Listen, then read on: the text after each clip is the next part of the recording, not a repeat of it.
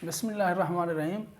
Last time हम general method for preparation of alkane पढ़ रहे थे, तो 3 मेथड हमने पढ़ लिए थे। कोल्ब्स इलेक्ट्रोलाइटिक मेथड तक हम पहुंच चुके थे। आज जो है ना चौथा मेथड है, टोटल 5 हैं। चौथे मेथड के अंदर ये है फ्रॉम कार्बोनाइल कंपाउंड्स। 2 टाइप्स के कार्बोनाइल कंपाउंड होते हैं। अच्छा, यहाँ पे उसने फ्रॉम लिखा हुआ है, आपने लिख देना है reduction of carbonyl compounds. Basically reduction हो रही होती है, कार्बोनाइल कंपाउंड की रिडक्शन हो रही होती है। अच्छा, कार्बोनाइल कंपाउंड कौन से होते हैं? मैंने पहले भी कहा है आपको, हेडिंग्स पे ऊपर जो है ना आपने गौर करना है। हेडिंग्स के अंदर ही सारी की सारी बातें लिखी हुई होती हैं उसने, रिडक्शन ऑफ कार्बोनाइल कंपाउंड्स। अच्छा जी, कार्बोनाइल कंपाउंड, सबसे पहली बात तो यह है कि कार्बोनाइल कंपाउंड्स होते कौन से हैं। ये आगे जाके एक पूरा चैप्टर है एल्डिहाइड्स और कीटोन का। 2 टाइप्स के कार्बोनाइल कंपाउंड होते हैं। इसका जो मैं थोड़ा सा इसको एक्सप्लेन करता हूँ। C डबल बॉन्ड O, ये क्या है? बेसिकली कार्बोनाइल कंपाउंड्स है। कार्बोनाइल जो है ना इसके उसका जनरल फार्मूला है, उसका फंक्शनल ग्रुप है कार्बोनाइल कंपाउंड्स का। ये 2 टाइप्स के होते हैं, एक एल्डिहाइड होता है और दूसरा कीटोन होता है। अगर दोनों साइड पे R लगा दिए जाएं, अल्काइल ग्रुप लगा दिए जाएं, तो हम उसे क्या कहते हैं? कीटोन कहते हैं। इसको कीटोन कहते हैं जी। अगर एक साइड पे एल्डिहाइड हो, R हो, और दूसरी साइड पे H हो, तो हम इसे क्या कहते हैं? इसे एल्डिहाइड कहते हैं जी। इसको मैं दोबारा रिपीट करता हूं। कार्बोनाइल कंपाउंड 2 टाइप से होते हैं, RC double bond O, H हो जाओ, अगर इसी साइड पे H हो तो एल्डिहाइड कहते हैं, अगर दूसरी साइड पे R हो तो उसे क्या कहते हैं? कीटोन कहते हैं। लेकिन एक साइड पे R होना मस्ट है, इस साइड पे लाजमी R होगा। अगर दोनों साइड पे H है, HC double bond O H, फिर भी क्या होगा? एल्डिहाइड होगा। अगर एक साइड पे H है फिर भी एल्डिहाइड होगा। कम से कम एक साइड पे एल्डिहाइड के लिए जो है ना H का होना जरूरी है, हाइड्रोजन एटम का होना जरूरी है। अगर दोनों साइड पे R है, इस साइड में भी कार्बन है, उस साइड में भी कार्बन है, कोई मिथाइल ग्रुप है, इथाइल एंड सो ऑन, कोई भी हो सकता है, इस साइड में भी कोई अल्काइल ग्रुप हो, तो तब हम इसे क्या कहते हैं? कीटोन कहते हैं। अच्छा, इनकी रिडक्शन होती है। रिडक्शन की डेफिनेशन हम पहले भी अर्ज कर चुका हूं मैं। Addition of hydrogen is called reduction, या removal of oxygen is called reduction. इसमें भी 2 टाइप्स के बेसिकली 2 साइंटिस्ट गुजरे हैं। एक का नाम है क्लीमेंसन रिएक्शन और दूसरे का नाम है वुल्फ किश्नर। अच्छा जी, क्लीमेंसन क्या करता है? क्लीमेंसन भी कीटोन में से क्या करता है? कीटोन की रिडक्शन करता है, कीटोन को रिड्यूस करता है और अल्केन बना देता है। किसकी मौजूदगी में? जिंक अमलगम की मौजूदगी में। जिंक अमलगम क्या होता है? बेसिकली ये जिंक और मरकरी का ये जो अमलगम होता है, बेसिकली उसका एक सोल्यूशन होता है, एक मिक्सचर होता है, उसको वो जिंक अमलगम का नाम देता है। और इसके साथ ये किसकी मौजूदगी में रिएक्शन करा रहा होता है? एक एसिड की मौजूदगी में रिएक्शन करा रहा होता है, HCl के हाइड्रोक्लोरिक एसिड की मौजूदगी में रिएक्शन कराता है। तो इसके नतीजे में उसे क्या मिलती है? उसके नतीजे में उसे अल्केन मिलती है, और उसके साथ ही इस अल्केन का नाम है प्रोपेन जी। 3 कार्बन वाली है, तो ये क्या है? प्रोपेन है। अच्छा, एक चीज़ का ख्याल रखना है, इन दोनों क्लीमेंसन रिएक्शन और वुल्फ किश्नर रिएक्शन के दरमियान सिर्फ और सिर्फ साइंटिस्ट के दरमियान यही फर्क है कि इन्होंने क्या किया है? एक कीटोन की जो है ना रिडक्शन की है, और वुल्फ किश्नर क्या करता है? एक एल्डिहाइड की। ये एक एल्डिहाइड है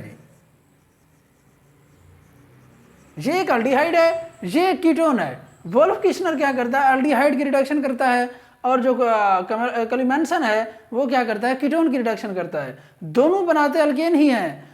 उसके अंदर क्या है? इसने एक जिंक अमलगम यूज किया है एसिड की मौजूदगी में, और इसने क्या किया है? हाइड्रोजीन यूज की है। हाइड्रोजीन का फार्मूला N2H4 होता है, और इसने बेस की मौजूदगी में रिएक्शन कराया है, उसने एसिड की मौजूदगी में रिएक्शन कराया है। यही फर्क है। और उसने 200 डिग्री सेंटीग्रेड टेम्परेचर दिया, और उसके नतीजे में प्रोडक्ट फिर भी वही सेम है, ये इथेन हो गई। ये भी एक अल्केन है, सिंपल सी बात है, और उसके साथ ही वाटर का मॉलिक्यूल है। ये भी अल्केन है और वाटर का मॉलिक्यूल है। फर्क सिर्फ और सिर्फ यही है, इसने कीटोन लिया है क्लीमेंसन ने, और वुल्फ किश्नर क्या करता है? एल्डिहाइड की रिडक्शन करवाता है। और इसके जो है ना कंडीशन भी मुख्तलिफ हैं, इसकी कंडीशन भी मुख्तलिफ है। उसके बाद है last one, from Grignard reagent. अच्छा, ग्रिग्नार्ड रिएजेंट आगे जाके पढ़ेंगे आप चैप्टर नंबर 10 के अंदर जी। बिल्कुल, चैप्टर नंबर 10 के अंदर काफ़ी सारे रिएक्शंस हैं इनके, और इंपॉर्टेंट रिएक्शंस हैं वहाँ पे। ये फ्रॉम ग्रिग्नार्ड रिएजेंट अच्छा बेसिकली होते कैसे क्या होते हैं, वहाँ पे इसको डिटेल के साथ बयान किया गया है कि ग्रिग्नार्ड रिएजेंट बनते कैसे हैं। बेसिकली जो अल्काइल हिलाइड होते हैं, अल्काइल हिलाइड, ये R अल्काइल ग्रुप होता है, आपको पता है। X किस चीज़ को रिप्रेजेंट कर रहा होता है? हेलोजन को रिप्रेजेंट कर रहा होता है। वो फ्लोरीन हो सकती है, क्लोरीन, ब्रोमीन, आयोडीन, कुछ भी हो सकता है। RX का जब हम मैग्नीशियम के साथ रिएक्शन कराते हैं ड्राई ईथर की मौजूदगी में, तो ये क्या बनाती है? ये बड़ा ग्रिग्नार्ड रिएजेंट बनाते हैं जी, RMgX।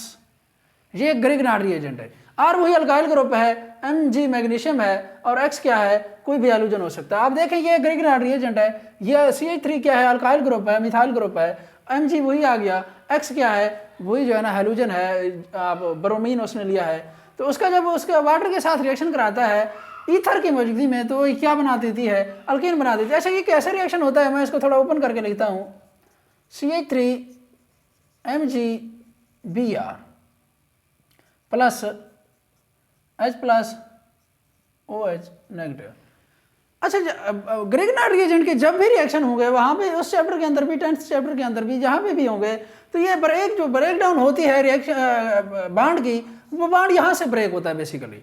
जो ही ये बाड यहाँ से ब्रेक होता है, अब देखें बाड यहाँ से ब्रेक होता है, जो हाइड्रोजन होता है वो इसके पास चला जाता है, और जो मैग्नीशियम MgBr और OH है ये आपस में आप क्या बना लेते हैं, ये CH3 मिल के हाइड्रोजन के साथ क्या बना देती है, CH4 मीथेन बना देती है, और उसके साथ साथ MgBr OH जो है ना एक हाइड्रोक्सी मैग्नीशियम ब्रोमाइड जिसका नाम है हाइड्रोक्सी मैग्नीशियम ब्रोमाइड, ये इधर भी ऐसे ही होता है, CH3CH2 MgBr, उसने दूसरा रिएक्शन भी लिखा हुआ है, यहाँ से बॉन्ड ब्रेक होता है CH3CH2 और यहाँ से H2O का बॉन्ड ब्रेक होता है, H इसके पास चला जाता है, CH3CH3 एक जो है ना इथेन बना देते हैं और उसके साथ MgBrOH बना देते हैं, एक हाइड्रोक्सी मैग्नीशियम ब्रोमाइड बना देते हैं। यही सिंपल से रिएक्शन है। इसको दोबारा ये थोड़ा सा जो है ना इंपॉर्टेंट है, वुल्फ किश्नर रिएक्शन के बारे में वो पूछ लेता है बाद औकात, what is Wolff Kishner reaction. मैंने पहले भी आपको अर्ज किया है, केमिस्ट्री के अंदर जितने भी ये जो साइंटिस्ट के नाम के जितने भी रिएक्शन हैं ये इंपॉर्टेंट हैं, बहुत ज़्यादा बार वो पूछता है, काफ़ी बार पूछता है। ये देखें एक चीज़ का ख्याल रखना है, जो वुल्फ किश्नर है वो एल्डिहाइड की रिडक्शन कराता है, और जो क्लेमेंसन है वो किस चीज़ की, कीटोन की रिडक्शन कराता है, और उनकी जो है ना कंडीशंस आपको पता होनी चाहिए। बहुत ही आसान रिएक्शन है। और यहाँ पे बाड यहाँ से ब्रेक होता है, ये जो Mg और C के दरमियान बाड ब्रेक होता है बेसिकली, और ये CH3CH2 ये जो अल्काइल रेडिकल्स है वो क्या ले जाता है, हाइड्रोजन ले जाता है, एडिशन हो जाती है उसकी हाइड्रोजन की, तो वो एक अल्केन बन जाती है, तो और उसके साथ MgBr एक हाइड्रोक्सी मैग्नीशियम ब्रोमाइड बन जाता है। तो आगे हम इंशाल्लाह इसकी फिजिकल प्रॉपर्टीज़ पढ़ेंगे और उसके बाद आगे जाएंगे। बहुत शुक्रिया।